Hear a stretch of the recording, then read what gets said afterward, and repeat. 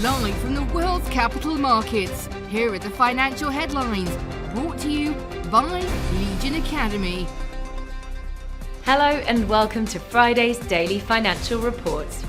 The euro plunged below parity to a 20-year low as concerns over an energy crisis and political turmoil in Italy dented demand for the single currency, while the US dollar was boosted by expectations of aggressive Federal Reserve rate hikes. Companies in the United States are starting to report their earnings for the second quarter, a chance for investors to assess how hard businesses are being hit by economic headwinds. Oil prices fell more than $2 before paring losses as investors focused on the prospect of a large US rate hike later this month that could stem inflation but at the same time hit oil demand. The Aussie dollar pair made a minor upwards correction in the last session, gaining 0.1%. The stochastic RSI's negative signal is in line with the overall technical analysis. The last session saw NIO shares fall 0.5%. The stochastic RSI indicates an oversold market.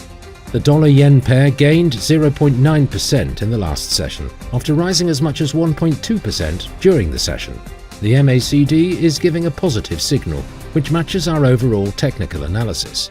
The pound-dollar pair fell 0.4% in the last session. According to the Williams indicator, we are in an oversold market. The US Michigan Consumer Sentiment Index will be released at 1400 hours GMT.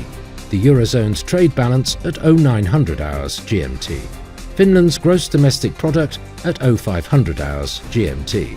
The UK's CFTC GBP NC net positions will be released at 1930 GMT.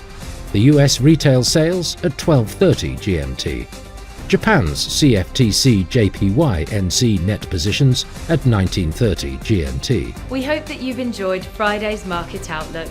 On behalf of all of us here, we wish you a productive trading day.